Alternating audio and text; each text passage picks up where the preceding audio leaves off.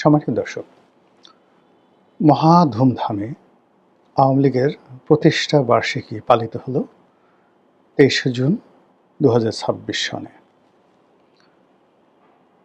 আমার রাজনৈতিক বোধ এবং বুদ্ধি হওয়ার পর থেকে এরকম সশস্ত্র, এরকম রাজকীয় এবং এরকম আড়ম্বরপূর্ণ কোনো রাজনৈতিক দলের প্রতিষ্ঠা বার্ষিকী আমার নজরে পড়েনি।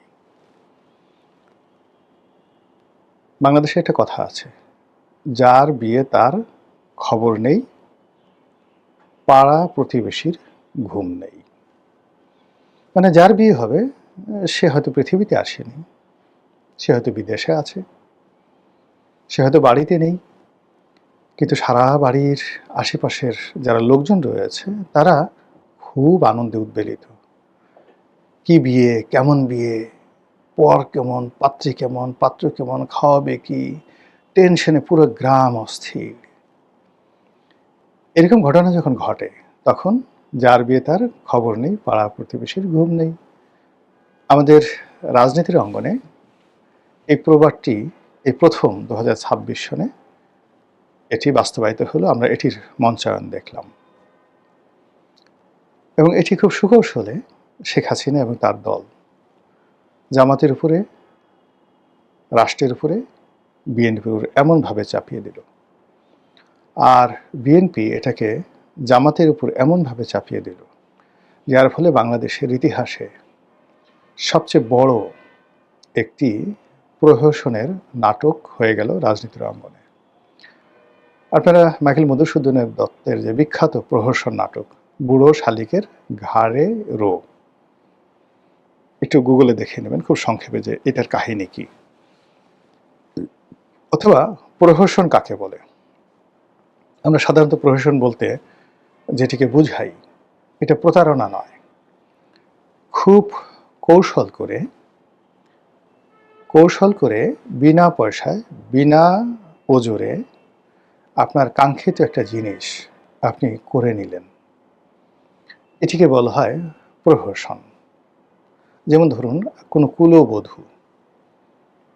কোনো কুলবধূ আপনার খুব পছন্দ, আপনি তাকে পটালেন, বাঁশি বাজালেন, অসময়ে বাঁশি বাজায় কেড়ে পরাণ আমার বাইরম বাইরম করে। বাঁশি বাজালেন, গৃহবধূ বের হয়ে এলো ঘর থেকে স্বামী সংসার ছেড়ে, আপনি পাট খেতে বসে আচ্ছা মতো আপনার কর্ম করে দিলেন। তারপর গৃহবধূকে বললেন, যাও তুমি চলে যাও। গৃহবধূ না পারবে বলতে, না পারবে কোনো কিছু করতে, সে সোজা মাথা নিচু করে চলে যাবে। এইরকম যখন একটা ঘটনা ঘটে, আপনি মধু খেলেন কিন্তু কোনো দায় দায়িত্ব নিলেন না, এটিকে বলা হয় প্রহসন। এবং এই বাংলাদেশে যে প্রহসন কত মানে ঘটে তা বাংলাদেশের পল্লীগীতি গাইলেই বুঝতে পারবেন বা দেখলেই বুঝতে পারবেন। কয়েকটা গান বলি, যেমন এই যে অসময়ে বাঁশি বাজায় কেড়ে পরাণ আমার বাইরাম বাইরাম করে, অথবা পল্লীকবি জসীমউদ্দিনের সে বিখ্যাত গান, আমায় এত রাতে ক্যানে ডাক দিলি প্রাণ কোকিলারে। এসব সবই প্রহসনমূলক অবস্থা, পরকীয়া এবং প্রহসন। আর আরেকটি গান আছে শাহ আব্দুল করিমের, আমি কুলহারা কলঙ্কিনী আমারে সিও নাগো সজনী। এটাও কুলহারা কলঙ্কিনী এরকম কোন একটা প্রহসনের মধ্যে পড়ে গিয়েছিল। ঠিক এবারের এই ঘটনায়, ২৩শে জুনের এই ঘটনায় আওয়ামী লীগ যে চাল চেলেছে, যে প্রহসনের নাটক সাজিয়েছে, সেই প্রহসনের নাটকে বহু মানুষ, সরি ফর মাই ল্যাঙ্গুয়েজ, বহু মানুষ, একটা শব্দ আছে না, চয়কারে চো, এটা বাদ দেন, চয়কারের পরে না হয়ে গেছে, ঢ্যাস না, চয়কারে চো ঢ্যাস, নয়কারে না, বহু মানুষকে এভাবে বানিয়ে দেওয়া হয়েছে। ২৩শে জুন বাংলাদেশে বিরাট কিছু একটা হয়ে যাবে, ব্যাপকভাবে প্রচার করা হলো, দিল্লি থেকে, কলকাতা থেকে, লন্ডন থেকে। হালকা করে কিছু টাকা খরচ করা হলো, ২-৪টে মিছিল করা হলো, অনলি ২-৪টে মিছিল, বলা হলো ৭০টা জায়গায় মিছিল হয়েছে। তারপর ইন্টারনেটে সেগুলো ছড়িয়ে দেওয়া হলো এবং একটা আতঙ্ক তৈরি করা হলো, এই এদিকে আসবি না, খাইয়ে ফেলামো, মাইরে ফেলামো, এই ধরনের একটা ঘটনা। ফলে কি হলো, যারা ক্ষমতায় আছেন তাদের মধ্যে একটা কম্পন তৈরি হয়ে গেল। তারা সেনাবাহিনী নিয়োগ করলো। ৬টি জেলায় সেনাবাহিনী রীতিমতো টহল দিয়ে সবাইকে বুঝিয়ে দিল আজকে ২৩শে জুন, আজকে আওয়ামী লীগের প্রতিষ্ঠা বার্ষিকী। এবং এই যে সেনাবাহিনী যে টহল দিয়েছে ৬টি জেলাতে, কত হাজার সেনাবাহিনীর টহল দিয়েছে এবং রাষ্ট্রের কত শত কোটি টাকা খরচ গেছে। এখানে নর্মাল কোটি না, এই ৬টি জেলাতে সেনাবাহিনীর টহল দিতে শত শত কোটি টাকা খরচ গেছে। তো এই যে চদু বানিয়ে দেওয়া কাউকে, এই কাজটি শেখ হাসিনা অতীতে যেভাবে করেছে এইভাবে সুন্দরভাবে তারা করলো। এবং আগামীতেও যেহেতু সে মজা পেয়ে গেছে, আগামীতে এই কাজগুলো আরও করতে থাকবে।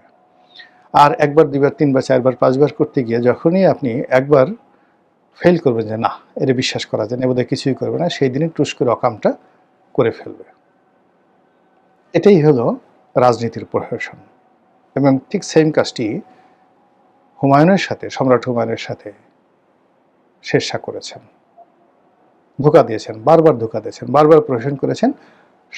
একটা সময় যখন হুমায়ুনকে ধরে নিল যে বদমাশ আর আমাকে কিছুই করবে না, সে তখন আনন্দ আয়েশ শুরু করলো, খাওয়া দাওয়া শুরু করলো, নাচো গান বাইজি, এর মধ্যে এসে হঠাৎ করে ঝটিকা আক্রমণ। এবং সেই আক্রমণে বিশ্বাস করেন হুমায়ুন তলোয়ার দূরের কথা, গায়ে জামা কাপড় পরারও সময় পায় নাই। ওই অবস্থাতে সে লাফ দিয়ে নদীতে পড়ছে, ডুবে মরে যাচ্ছিল। এক ভিস্তিওয়ালা তাকে একটা ভিস্তি দিয়ে, পানির মশক দিয়ে বাঁচালো তাকে। সে প্রাণ নিয়ে কোনো মতে নদীর ওপারে যেতে পেরেছিল।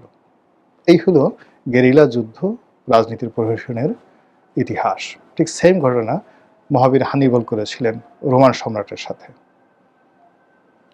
তো এই যে প্রহসনটা ঘটল রাজনীতিতে, সেনাবাহিনী একইভাবে বিএনপির ঘুম হারাম করে দিল। তারেক রহমান সাহেব দেশের বাইরে, নর্মালি দেশে থাকলে তিনি কি করতেন পরের ব্যাপার, কিন্তু তার অবর্তমানে যারা দল চালান তাদের মাথা খারাপ হয়ে গেল। ফলে সারা বাংলাদেশে ছাত্রদল, যুবদল তারা রাজপথে মিছিল করে, একটা দুইটা আওয়ামী লীগ ধরে সকাল বিকাল নাস্তা করা ইত্যাদি ইত্যাদি বলে তারা মিছিল করে, যে মিছিল আওয়ামী লীগকে যদি করতে হতো, অ্যাটলিস্ট এই মিছিলগুলো আওয়ামী লীগে যদি করতে হতো, না হলেও ১০০ কোটি টাকা খরচ যেত। সেই ১০০ কোটি টাকা খরচ না করে সেই কাজ ছাত্রদলকে দিয়ে করালো। গালাগালি করলো, কিন্তু নামটা তো উচ্চারিত হলো আওয়ামী লীগের। মানুষ শুনলো আওয়ামী লীগকে গালাগালি করছে, কিন্তু মনোনয়ে আওয়ামী লীগ ঢুকে গেল। তারপর আওয়ামী লীগের প্রতিষ্ঠা বার্ষিকী মানুষ জেনে গেল। ২৩শে জুন আওয়ামী লীগের প্রতিষ্ঠা বার্ষিকী বহু মানুষ, ৯৯% মানুষেরই জানা নেই। এখন যারা রাজনীতির সচেতন তাদের ১০০ ভাগ মানুষই কিন্তু এটা এখন জানে যে ২৩শে জুন আওয়ামী লীগের সমাবেশ। এরপরে যেটা করা হলো, সবচেয়ে বেশি এখানে যাকে বলা হয় ক্ষতিগ্রস্ত হয়েছে জামাত। জামাত খুব ভয় পেয়ে গেল যে আসলে যদি এই ঘটনা হয় তাদের তো ইজ্জত থাকবে না। এবং জামাত এখানে কুলহারা কলঙ্কিনী হিসেবে ২ কুল হারালো। তারা সদল বলে বিএনপির সাথে প্রতিযোগিতা করে রাস্তায় নামলো যে যদি আওয়ামী লীগ চলে আসে তাহলে প্রথম ডলারটা দেবে জামাতকে, কাজেই আওয়ামী লীগকে আর বাড়তি দেওয়া যাবে না। ২ নম্বর হলো যে তারা এই রাগ নিয়ে, ক্রোধ নিয়ে, যেটা যুদ্ধংদেহী মনোভাব নিয়ে ৩২ নম্বরে গেল, গিয়ে দেখলো আওয়ামী লীগের একটা কোনো মশা নাই, মাছি নাই, তেলাপোকা নেই, কিচ্ছু নেই। তখন তারা রাগ হয়ে গেল। এটা কোনো কথা হলো? এই যে কী ধরনের কাজ হলো? তখন আবার সাংবাদিকরা তাদেরকে বিভিন্ন রকম প্রশ্ন করা শুরু করলো। এই প্রশ্নে তারা মেজাজ হারিয়ে তারা করলো কি, সাংবাদিকদেরকে বেদম প্রহার করলো। এর ফলে কি হলো, এখন এই জামাতের যে উগ্রমূর্তি, রণমূর্তি, তাদের যে সন্ত্রাসী মনোভাব, যেটি ৭১ সনে তারা করেছিল, যে কাজটি আওয়ামী লীগ, বিএনপি সবাই বলার চেষ্টা করছে, কিন্তু তারা প্রতিবারই মাথায় টুপি দিয়ে, দাড়িতে খেজাব লাগিয়ে, নরম ভাষায় কথা বলে, কোরআনের আয়াত দিয়ে বারবার প্রমাণ করার চেষ্টা করছে তারা আসলে ওইরকম নন। কিন্তু এবার এই ৩২ নম্বরে সেটা প্রমাণ হয়ে গেল।